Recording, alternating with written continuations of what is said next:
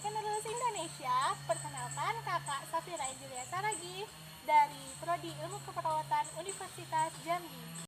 Kali ini kakak dan teman-teman akan menyampaikan beberapa materi mengenai tips agar terhindar dari bullying. Tapi sebelum itu, apakah adik-adik sekalian tahu apa itu bullying? Jika belum, mari kita simak video berikut ini.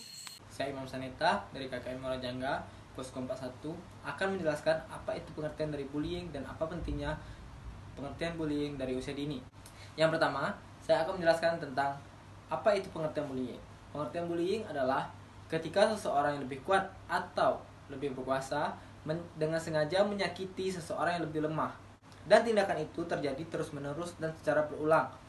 Hasil penelitian dari Always, 7 dari 10 siswa terlibat dalam bullying, yaitu pelaku atau korban.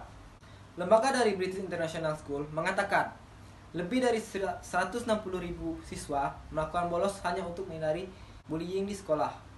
90% murid di kelas 4 sampai kelas 11 menjadi korban bullying, dan hampir 10% pindah sekolah untuk menghindari bullying. Nah, adik-adik sekalian, di sini kakak akan menjelaskan apa-apa saja bentuk-bentuk dari bullying itu sendiri. Yang pertama ada bullying secara verbal. Nah, yang dimaksud dengan bullying secara verbal yaitu bullying yang dilakukan secara lisan seperti mencaci, memaki seseorang, dan menghina seseorang. Misalnya, kamu jelek, kamu pendek, kamu bodoh, dan kamu tidak berguna. Nah, itu adalah contoh dari bullying secara verbal. Nah, yang selanjutnya ada physical bullying. Yang dimaksud dengan physical bullying ini yaitu tindak bullying secara kekerasan seperti mendorong seseorang, memukul, serta berlaku kasar terhadap perseorangan ataupun sekelompok orang. Yang selanjutnya ada gesture bullying. Yang dimaksud dengan gesture bullying ini adalah tindakan bullying yang dilakukan melalui pergerakan tubuh seseorang ataupun sekelompok orang. Contohnya itu seperti mengangkat tangan, mengepalkan tangan, lalu mengacungkan jari tengah yang biasa dilakukan oleh anak-anak muda ataupun anak-anak remaja belia yang terjadi pada saat ini. Lalu ada seperti menyindir ataupun mata yang sinis. Nah, itu beberapa dari tindakan gesture bullying. Nah, selanjutnya ada extortion, yaitu tindakan bullying melalui tindakan pemerasan ataupun merampas seseorang ataupun sekelompok orang tertentu. Yang selanjutnya ada e-bullying atau biasa kita sebut dengan cyberbullying. Nah, yang terjadi belakangan ini, yang banyak terjadi e-bullying ataupun cyberbullying sering terjadi di kalangan orang baik remaja maupun dewasa. Cyberbullying ini seperti sindiran ataupun kalimat-kalimat yang menghina yang menjatuhkan seseorang melalui media sosial. Ada beberapa faktor yang menyebabkan terjadinya bullying, yaitu faktor internal dan faktor eksternal. Faktor internal adalah dendam, terhina atau tertekan dan sebagainya. Lalu faktor eksternal adalah lingkungan keluarga. Lingkungan keluarga seperti lingkungan keluarga yang tidak harmonis atau sering terjadi perkelahian di antara anggota keluarga. Yang kedua adalah lingkungan sekitar rumah. Maksudnya di sini adalah jika seseorang anak hidup di sebuah lingkungan yang sering terjadi bullying, maka anak tersebut cenderung akan melakukan bullying saat berada di sekolah. Yang ketiga adalah lingkungan sekolah. Maksud lingkungan sekolah di sini adalah jika seseorang murid bergaul dengan murid lain yang sering melakukan bullying, maka cenderung akan melakukan bullying bersama teman-temannya terhadap siswa yang lebih lemah darinya. Dan faktor-faktor lain seperti televisi dan media cetak atau media sosial yang mereka ikuti. Saya Aji Aulia Pertama, Prodi Hukum Tata Negara dari Fakultas Hukum. Baik, saya akan menjelaskan beberapa tanda apabila anak terkena bully.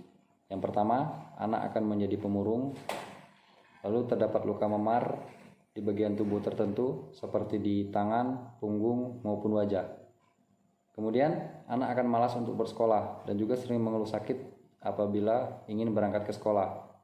Nah, pada malam hari, anak juga akan mengalami sulit untuk tidur. Nah, ada beberapa dampak apabila anak sering terkena bully. Yang pertama yaitu mengalami kesulitan membina hubungan interpersonal seperti takut untuk datang ke sekolah, sulit berkonsentrasi, sering ketinggalan pelajaran karena dia jarang masuk sekolah. Lalu dampak fisiknya, dampak fisik itu seperti sakit kepala, flu, dan juga sakit dada. Kemudian dampak psikologis, emosi negatif seperti marah, dendam, kesal, dan tertekan. Untuk dampak psikologisnya yaitu rasa cemas berlebihan dan juga anak itu sering berpikir untuk bunuh diri karena mengalami stres. Nah, ada beberapa unsur bullying. Yang pertama ada ketidakseimbangan kekuatan. Perilaku bullying dapat saja terjadi pada orang yang lebih tua, lebih besar, lebih kuat, lebih mahir secara verbal, lebih tinggi dalam status sosial, berasal dari ras yang berbeda, atau tidak berjenis kelamin yang sama. Sejumlah besar kelompok anak yang melakukan bullying dapat menciptakan ketidakseimbangan. Dan yang kedua ada niat untuk mencederai. Bullying berarti menyebabkan kepedihan emosional dan atau pula luka fisik, memerlukan tindakan untuk dapat melukai dan menimbulkan rasa senang di hati yang pelaku saat menyaksikan luka tersebut. Nah, lalu yang ketiga ada ancaman agresi lebih lanjut. Baik pihak pelaku maupun pihak korban mengetahui bahwa bullying dapat dan kemungkinan akan terjadi kembali. Bullying tidak dimaksudkan sebagai peristiwa yang terjadi sekali saja. Nah, yang terakhir ada teror. Bullying adalah kekerasan sistematik yang digunakan untuk mengintimidasi dan memelihara dominasi. Teror yang selalu menghantui korban bukan hanya merupakan sebuah cara untuk mencapai tujuan dari tindakan bullying. Teror itulah yang merupakan tujuan dari tindakan bullying untuk mengintimidasi korban tersebut. Saya akan memberi beberapa cara untuk menghindari bullying tersebut. Yang pertama, tunjukkan prestasi. Lalu, jalin pertemanan dengan banyak orang. Apabila kita memiliki banyak teman, mungkin orang tersebut akan takut untuk membuli ya. Lalu, tumbuhkan rasa percaya diri. Jangan terpancing apabila ada orang yang ingin membuli. Nah, jadikan bully tersebut sebagai penyemangat untuk sukses. Dan yang paling penting, apabila kita menjadi korban bullying yang mengarah kepada kekerasan, sebaiknya laporkan pada pihak yang berwenang. Di sini kami memberikan jargon tentang anti bullying, yaitu yang pertama adalah berhenti dan pikirkan, yang kedua adalah kata-kata bisa menyakiti, lalu yang ketiga adalah maka stop bullying untuk masa depan.